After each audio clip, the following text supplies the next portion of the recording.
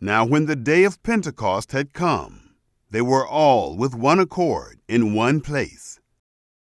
Suddenly there came from the sky a sound like the rushing of a mighty wind, and it filled all the house where they were sitting. Tongues like fire appeared and were distributed to them, and one sat on each of them. They were all filled with the Holy Spirit and began to speak with other languages, as the Spirit gave them the ability to speak. Now there were dwelling in Jerusalem Jews, devout men, from every nation under the sky.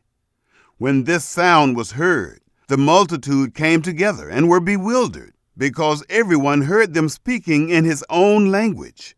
They were all amazed and marveled, saying to one another, "Behold, aren't all these who speak Galileans? How do we hear everyone in our own native language?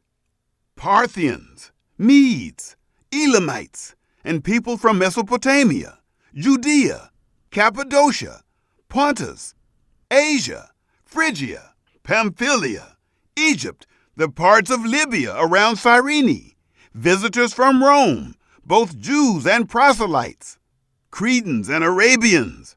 We hear them speaking in our own languages the mighty works of God." They were all amazed and were perplexed, saying to one another, "What does this mean?" Others, mocking, said, "They are filled with new wine." But Peter, standing up with the 11, lifted up his voice and spoke out to them, "You men of Judea, and all you who dwell at Jerusalem, let this be known to you, and listen to my words. For these aren't drunken, as you suppose, seeing it is only the third hour of the day. But this is what has been spoken through the prophet Joel. It will be in the last days, says God, that I will pour out my Spirit on all flesh.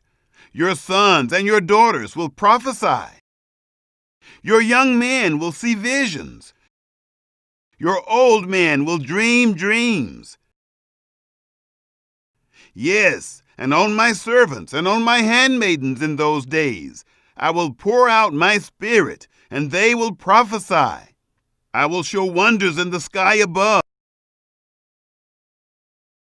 and signs on the earth beneath, blood and fire and billows of smoke.